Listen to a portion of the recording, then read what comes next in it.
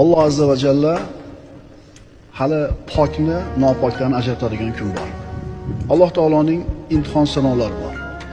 Inson dunyoda xohlagan gapini gapirsin, o'zini falonchiman deb da'vo qilsin.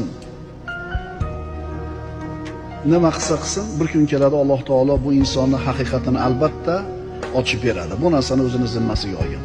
Bandani shunday bir sinov, sharoitli holatlarga tushirib qo'yadiki, shunda inson o'zini ichida nima bor ekanligini o'zi bildirib qo'yadi.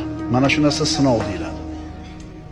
Mana shunday bir holatga solib qo'yadiki, sen kimligingni odamlar ko'rishadi.